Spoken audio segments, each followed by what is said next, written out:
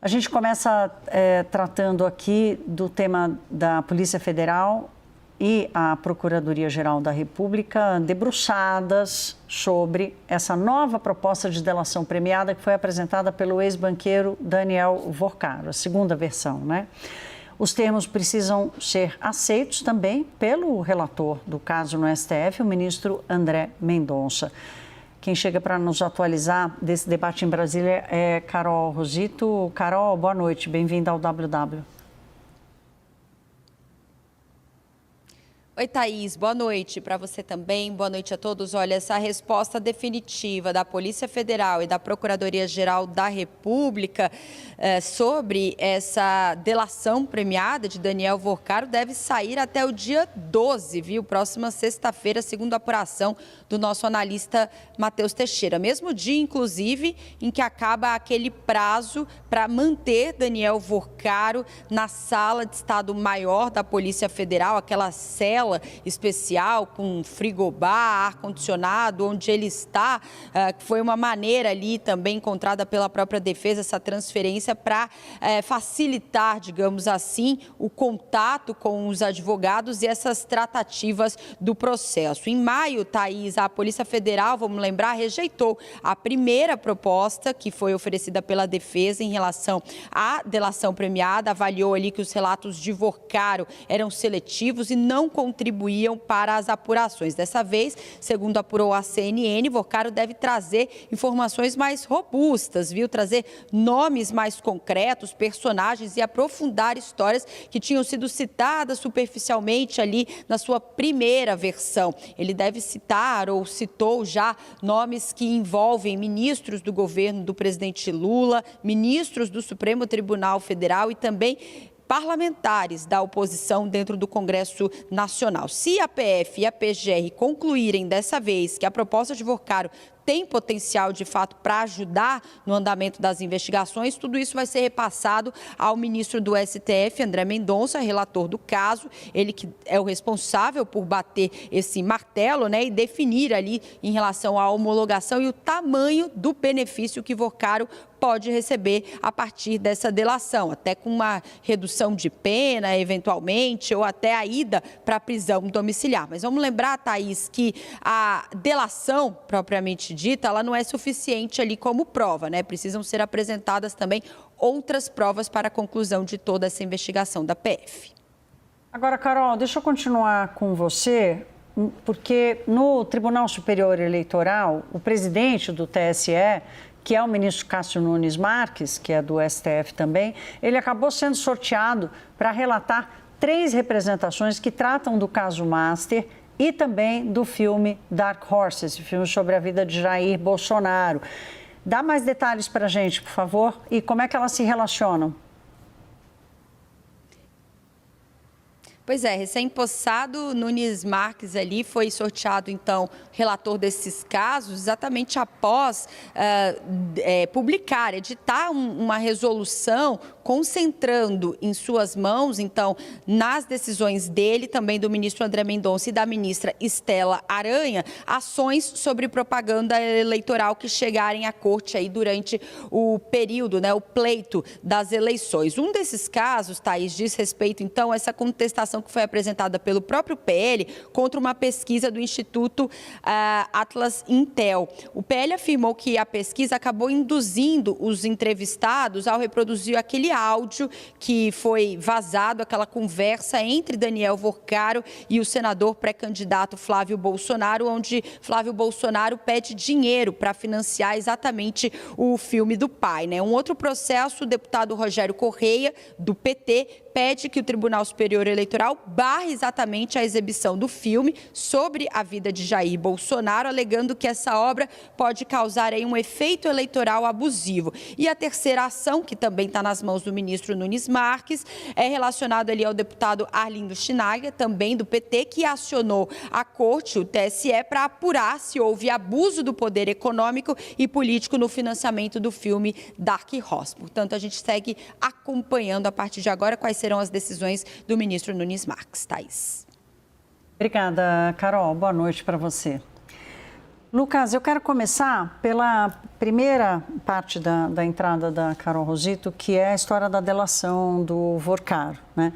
Que é uma delação que chega mais robusta, a terceira banca de defesa dele desde que ele foi preso. E ontem eu até brinquei que parece que ele entendeu o que é a delação, né? Porque antes havia ali uma leitura de que eles é que estavam sob controle, ele e a sua defesa. Eu quero te ouvir exatamente sobre isso, né? Porque talvez numa Brasília de antigamente, um advogado bem preparado, de um ex-banqueiro, numa situação que envolve tantas lideranças políticas, tem ministro do STF envolvido nessa coisa de relação com o Vorcaro, tem gente do Centrão, tem gente do governo. Talvez essa coisa mais agressiva de achar que tinha um controle da situação funcionasse. Não funciona mais, essa Brasília não existe mais? Não existe mais, Thaís. Alguns pontos, assim. Primeiro que na Brasília do passado, o poder era muito menos fragmentado do que é hoje, né? Então a gente tinha ali uma condução de grandes processos políticos, como o Mensalão, Lava Jato, até questões no Congresso Nacional, que eram fáceis de chegar a uma situação de apaziguar, de se negociar, porque com poucos atores na mesa você chegava num consenso. Hoje o poder está muito fragmentado, o próprio STF, cada ministro é um STF em si só. Então é muito difícil chegar ali numa condição de apaziguar um grande tema como esse, que envolve tanta gente do Congresso, pode envolver gente do Judiciário, envolve setor privado, envolve Faria Lima, envolve muito dinheiro. Então, para o Vorcaro, para os advogados do Vorcaro, aquele desenho do passado de vamos sentar numa mesa, 4, 5 pessoas, e a gente chega aqui numa não ruptura. Não funciona mais. Até mesmo nessa negociação da delação, uma coisa que eu ouvi é que no passado você tinha ali uma comunicação de duas mãos. Às vezes até o próprio juiz ali dando pistas do que sabia ou não sabia para ajudar numa delação. Hoje não existe mais isso. O Vorcaro está numa situação muito desconfortável de não saber exatamente o que o relator, o André Mendonça, sabe do caso. Ou seja, o André Mendonça sabe muito e espera muito dessa delação. Então, essas tentativas meio conta-gotas não vão funcionar com o André Mendonça. Ou vem alguma coisa muito robusta, ou então isso vai ficar pela metade do caminho. Jussara, eu já venho com você, deixa eu só complementar aqui com o Lucas sobre esse mesmo tema, mas agora olhando para a atuação de Cássio Nunes Marques, que assumiu a presidência do TSE, que vai ser o outro fórum de centro de atenção em função da eleição, com essas 3 representações que, de novo, acabam numa ponta envolvendo Daniel Vorcaro, mas envolvem também a família Bolsonaro. Eu acho que não vai ter grandes repercussões por agora, não. Lembrando que no passado, em outras eleições, a gente também teve muitas representações feitas no TSE. Em próprio 2014, por exemplo, a campanha do Aécio fez grandes representações contra a campanha da ex-presidente Dilma no TSE.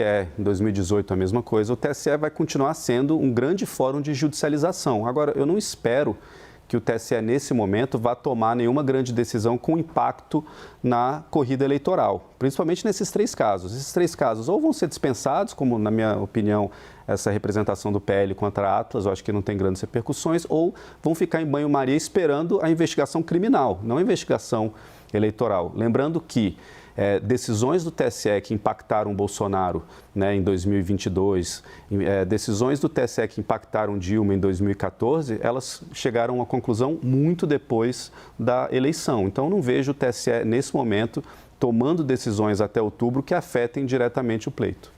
Jussara, agora sim, querendo te ouvir, minha querida, olhando para as lideranças atingidas ou, de alguma forma, preocupadas com esse processo no STF, você enxerga neles alguma preocupação maior, essa preocupação maior específica com o STF e o TSE apenas como parte do jogo ali, até da atuação política de acessar o TSE? São 2 frentes de atuação, principalmente nas pré-campanhas do senador Flávio Bolsonaro e também do presidente Lula. Para dizer, no caso do senador Flávio Bolsonaro, a defesa dele tem, por exemplo, recorrido na área criminal, eles vão acionar o Supremo Tribunal Federal. Mas como estratégia também, como gerador de fato novo, buscam o TSE. Nesse caso, Thaís, o que eles vêm buscando neste momento? Por exemplo, quando o presidente Lula, nessa semana, também fez uma declaração citando ali o enforcado e Flávio Bolsonaro dizendo que isso foi ali uma ameaça a ele, uma incitação à violência. Então, há duas ações, né, que a pré-campanha acionou, uma na questão criminal, acionando o Supremo Tribunal Federal, e a outra na questão do TSE. Mas, Thaís, você está perguntando no caso do Daniel Vorcaro, né, da questão do Banco Master. São coisas paralelas. A defesa de Flávio Bolsonaro vai tentando, neste momento, toda a ação dela na justiça é para tentar se blindar, inclusive, dos efeitos políticos. Ainda como disse o Lucas Aragão, que no TSE essas ações elas têm uma tramitação muito lenta. Não há nenhuma perspectiva de que vai ter uma decisão agora que vai mudar o rumo das coisas. Mas como discurso para Flávio Bolsonaro, de que está sendo contestado, de que há um uso político disso,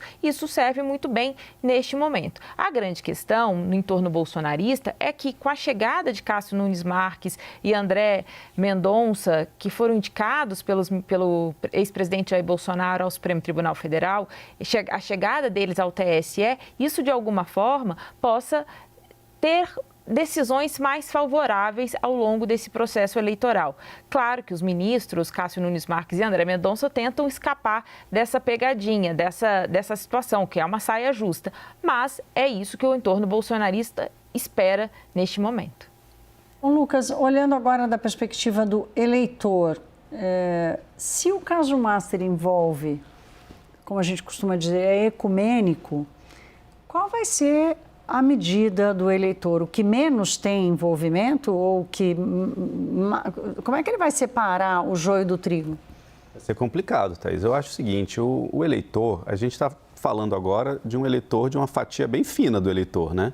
Na própria pesquisa Atlas, você tem ali quase um terço dos eleitores, um pouco menos, 28%, 29%, que ao ouvirem o áudio do Daniel Vorcaro com o Flávio Bolsonaro, melhor, do Flávio Bolsonaro com o Daniel Vorcaro, dizem que deu mais vontade de votar no senador Flávio Bolsonaro, ou seja, é bem cristalizado. A gente está falando de uma fatia muito fina do eleitor, que vai ser essa batalha de narrativa até o final. Vai ser uma batalha de quem é menos pior para esse eleitor fino ali que tá disponível nesse mercado de votos, né?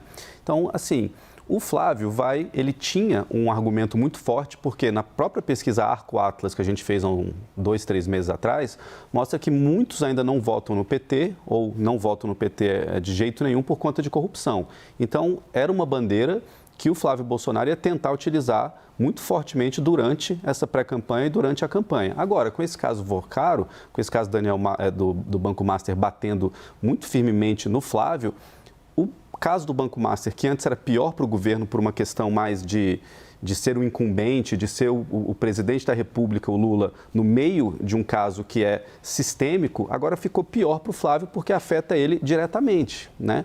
Então, claro, a gente ainda pode ter desdobramentos do caso Master que envolva ministros, que envolva membros do PT, tudo bem. Agora, no caso Master de agora, com o que a gente sabe agora, é muito pior para o Flávio, porque tem uma ligação direta, tem o nome dele, tem uma conversa dele com... Não, foi ele, né? Foi ele falando ele com tem que o Vorcaro, responder por ele mesmo. Visitando o Vorcaro. Pode não ter tanto impacto na base, né? Assim, no piso de voto do Flávio Bolsonaro. Agora, a gente está falando de uma eleição definida ali por muito pouco, né? Eu ainda acho que vai ser uma eleição muito competitiva, ali 2, 3 pontos percentuais no final.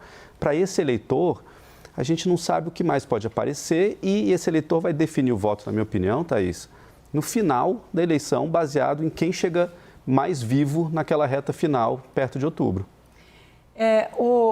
Jussara, você tem conversado bastante com a defesa, com quem está próximo aí dessa discussão sobre a delação de Vorcaro. Qual é a expectativa que você sente, assim, de tempo? Por exemplo, uma leitura de que a delação pode explodir, a gente pode viver o momento lista do Janot, né? Lembra da lista do Janot? O Brasil parou esperando essa lista. A gente pode viver um momento lista do Janot num momento importante das candidaturas, da definição das candidaturas. candidaturas, final de julho, início de agosto. Qual é a sua percepção desse monitoramento de prazo pelo lado da defesa e o monitoramento de expectativa entre as lideranças políticas? Olha, o grande temor, principalmente das lideranças políticas, é que essa delação, o conteúdo dessa delação venha à tona em plena disputa eleitoral, quando de fato as campanhas já estiverem na rua. Esse é o grande temor. Pelo lado da defesa, Thaís, a defesa quer correr com isso, até porque o próprio Daniel Vorcaro, ele tem prazo para ficar ali nessa cela especial. Então, eles querem resolver isso até o dia 12 de junho. Bem, há uma perspectiva entre o entorno de Daniel Vorcaro, é que essa nova versão da proposta de colaboração premiada é que ela seja suficiente para convencer a Polícia Federal e a Procuradoria-Geral da República de que ela é robusta para avançar. Thaís, qual é a questão agora entre eles neste momento? É porque até pouco tempo, os investigadores eles tinham muito ceticismo que Daniel Vorcaro fosse... Desculpa, Thaís. Que Daniel Vorcaro fosse apresentar dados importantes, inclusive dar detalhes da relação dele com autoridades. Qual que é o ponto aqui? É que a Polícia Federal e a Procuradoria-Geral da República tinham a sensação que Daniel Vorcaro estava, a todo momento, dando informações que já eram conhecidas e, além disso, estava tentando usar essa proposta de acordo como uma defesa e não apresentando detalhes mesmo das relações dele que o ajudavam nessa blindagem, né? Esse é o ponto, Thaís, que que Daniel Vorcaro agora tenta superar com essa nova versão da proposta de colaboração premiada. Bem, a ver se vai ser suficiente. Para a próxima semana, PGR e Polícia Federal, eles têm devem se reunir novamente e decidir, né? Claro, se o que foi apresentado agora é de fato relevante, traz informações que vão além daquilo que a própria Polícia Federal já tem alcançado com base nos celulares de Daniel Vorcaro. Lucas, a apuração do nosso Caio Junqueira aqui deu conta de que nessa delação tem ministro do Supremo Tribunal Federal, no âmbito das relações de Daniel Vorcaro com o poder. Não saímos desse quadradinho. Sim. O quadradinho é a citação, quando ele conta das relações dele com o poder, ele teria citado a relação com o ministro do STF. Qual é a chance que você enxerga do STF dividido como está? Além das ilhas, há uma divisão entre ilhas, acatar um envolvimento mais direto de algum membro do STF nessa relação? Acho baixo, Thaís, a não ser que seja algo extremamente explícito, extremamente explosivo, com provas que sejam impossíveis de ignorar. Mas, como você bem disse, a delação fala de relações. Que ele tinha relações com o ministro do STF, a gente já sabe. Isso já está dado. Não é uma notícia, né? Assumido pelos próprios. Assumido pelos próprios. Então, eu acho que uma delação que venha a acusar o ministro do STF, não tenho dúvida de que teria que ser algo muito explícito, muito explosivo e muito bem documentado para que o STF comece a pensar no que fazer com essa informação, porque seria algo inédito, né? A gente iria de uma delação que envolve político, que envolve ministro, que envolve deputado, que é algo que a gente viu a vida inteira em Brasília, né? Todo escândalo, cada X anos tem um escândalo de corrupção novo que explode no pé de algum político, mas a gente nunca teve uma delação nesse nível envolvendo o ministro do STF. Então, até institucionalmente, o STF teria que se olhar e perguntar o que a gente faz com essa informação. E eu acho que o primeiro passo para o STF aceitar olhar para dentro e se perguntar o que a gente faz com essa informação é algo bombástico, algo muito, muito explícito e algo extremamente bem documentado. Como a gente não sabe se isso vem, a gente fica aqui no campo teórico. Mas ainda acredito que o STF teria muita resistência em fazer uma movimentação de investigar de um deles, né? Acho que o corporativismo se seguraria ali no próprio Supremo Tribunal Federal. Teria que ser algo muito diferente. Esse corporativismo se fortalece diante de uma campanha em que isso já ficou claro. Hoje mesmo nós demos aqui do Instituto Poder Data a credibilidade das instituições, o Legislativo, Câmara, Senado e STF. E a maioria das pessoas considera muito ruim ou regular a atuação, mas a maioria tem uma visão, uma imagem ruim ou péssima do Supremo Tribunal Federal. E é relativamente novo isso, exato, né? Porque exato, isso que eu ia falar. Até 6 meses atrás, 7 meses atrás, o apoio ao STF era muito parecido com a polarização Lula-Bolsonaro, era 50-50 ali. Sim, exato. Agora pendeu para o outro lado. Isso. E sabemos que vem uma campanha por aí em que o STF vai ser alvo dessa campanha. Esse ambiente alimenta esse corporativismo? Alimenta. E já é um corporativismo que pensa, por exemplo, no ano que vem, porque a gente pode ter um Senado mais à direita, a tendência é essa. Quão mais à direita a gente não sabe, mas que o Senado Federal de 2027 vai ser mais à direita, isso já é quase um fato nesse momento. A gente vai ter uma entrada, para o telespectador que está assistindo, nesse ciclo eleitoral são 2/3 do Senado que se renova, não é 1/3 igual foi na eleição passada. E muitos desses senadores que vão se reeleger, ou vão tentar se eleger, estão usando essa história do STF, do Banco Master, para conquistar votos, né? Então, eles já chegam no Senado... Vou apoiar o impeachment. Pois é, já chegam no Senado em 2027 com esse assunto, né? Então, sem dúvida alguma, esse é um assunto que preocupa o STF internamente. E, assim, o corporativismo existe, o corporativismo se protege, ele às vezes pode ser deixado de lado por uma questão de sobrevivência individual de um ou de outro, mas não tenho dúvida que, num cenário onde o STF vai ser protagonista da eleição, talvez de um jeito que nunca tenha sido antes, num cenário onde o Senado Federal do ano que vem será mais à direita, num Senado Federal que vai falar, não necessariamente discorrer sobre ou votar sobre, mas vai falar de impeachment, de decisão monocrática, ou seja, é um cenário à frente de muita tensão institucional para o STF. Então, não tenho dúvida de que, nesse momento, eles se olham e falam como que a gente se protege a partir de agora.